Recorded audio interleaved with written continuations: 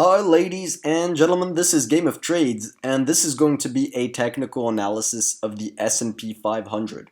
So if we have just one more leg up in the markets, they'll have officially succeeded in making this a bullish trend. We'll be above the zero line on the MACD. You can see we're starting to pop above it, and the MACD is actually starting to curl back up. In my last videos, we were around here. The MACD was starting to turn down at the zero line, but now we're starting to pop above it.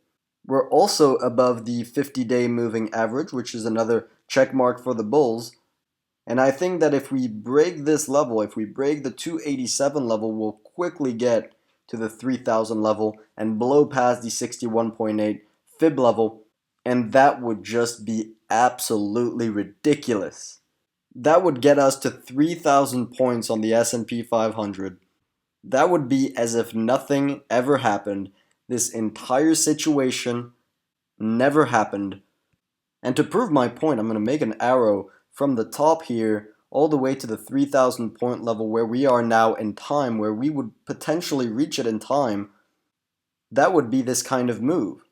And you cannot argue with that. This is the equivalent to this entire move, V-shaped move. This is the same thing. We only have two components to measure, which is the difference in price and the unit of time. We do not care what happens in between.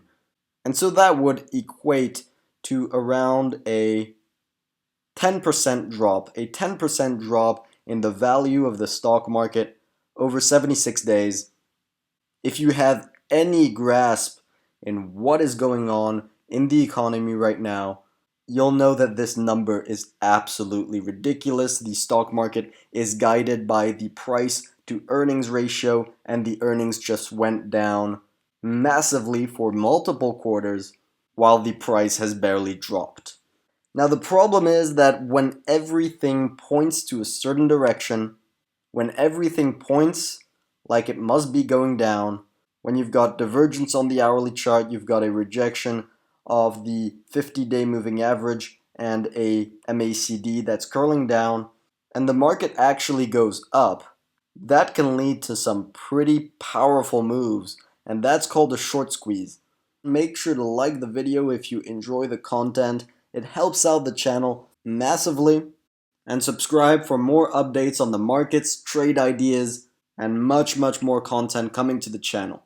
So we have to be very cautious in the markets right now if we want to bet on a downside move. I think a lot of shorts have piled up here. I believe there's a lot of stop losses around here between the 287 level and the 2900 level. There's a lot of stop losses here. And so if the markets start to push through these levels, those stop losses will get triggered and we'll have a short squeeze. And that's what's going to take us very rapidly to the 3,000 point level. And I'm going to show you the last short squeeze we had on this move up in the markets. It was right here, and we actually traded this on this channel. We got caught by this short squeeze. The markets had rallied off the lows. We traded that rally all the way to the 38 retracement level. This was the 38 fib level. And the market started to reverse perfectly off of this 38 retracement level. So this was the perfect bear market rally and reversal scenario, and people expected more downside. People expected that we would see the panic selling down for another leg down, maybe to slightly undercut this low down to the 2100 level. But guess what happened? We gapped down, consolidation, people expected more downside, then we gapped up. And that's when we had the nice short squeeze, a big green candle, and then another move up all the way to the 272 level. And you can see from the close here on this red candle all the way to the end of the move up, all the way here, that's an 11% move up. That is a massive short squeeze. And that just gives you an idea of the power of these moves, and they are very tradable if you can get on the right side of them. Now, as of now, we are at resistance. We are precisely at the 287 level. We're actually starting to crack above it. We'll see what happens throughout the day. But if you know your rules of technical analysis, if you know your rules of trading, you'll know the number one rule is to sell at resistance and to buy at support. So this, for risky investors, this is a potential objective trading entry, but the problem is that we have absolutely no sell signal.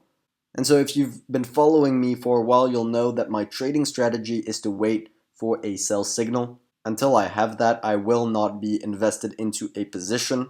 But again, if you like risk, you can try and short the market here, but this would likely not be a very high probability trade. And with the potential short squeeze coming, with the stop losses clustered right above this level, and the bulls being able to potentially push through these levels, that would again create a big move against your position if you're invested to the short side. So again, a very risky trade for short sellers, and I would definitely not be taking positions overnight because situations like this can easily gap up overnight. You can see what happened here. That would be a typical move for a short squeeze.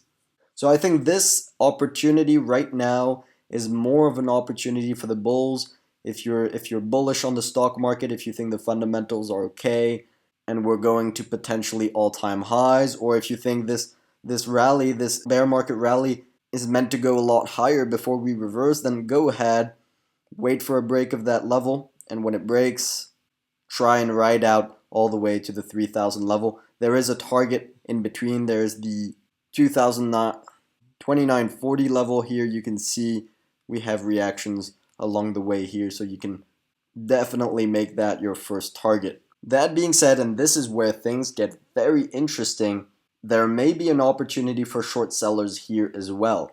Not just yet. We need to wait for a sell signal. If they manage to make this stop loss raid work and then reverse back down below this 287 level, that would trigger a massive sell-off down to the 272 level. This is called a stop loss raid, and it happens all the time in the market. If you've been trading the market, you'll probably have already been trapped by one of these. I'm going to show you an example. All right, this is a good example. We're going to put this horizontal line here at this resistance level. You can see this is a nice reversal. This was an all-time high, and we reversed right off of there. And then the market's pushed all the way back up. There were many short sellers along the way, but the markets managed to push back up all the way past this level and just overshoot it just by a couple percentage points before pushing the market back down and having that trade setup work to its full extent. And this is where you get the big opportunities in the market. When you get that false breakout, this is clearly a false breakout. You've got a small short squeeze, then the market's pushed back down, and that's when you get the big move down, when the majority of the short sellers have shaken out and the big market makers can actually make most of the profit.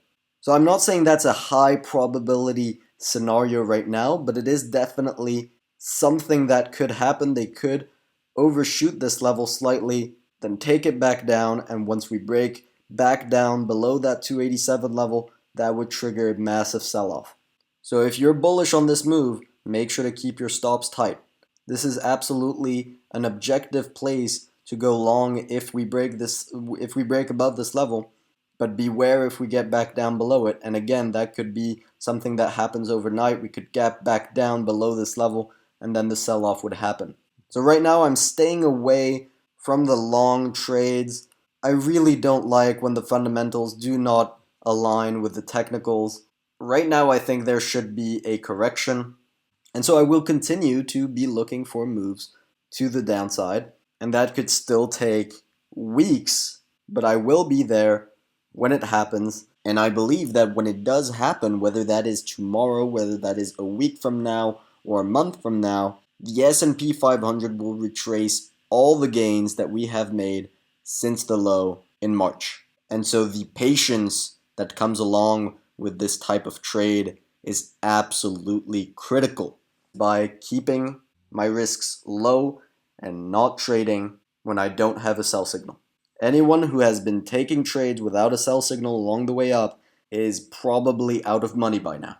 Now that's about all I wanted to cover in this video. I hope you guys enjoyed. If you did, make sure to drop a like and subscribe if you haven't already. Hit that notification bell if you want rapid updates on the markets and other trade ideas. In the meantime, good luck on your trading and see you next time.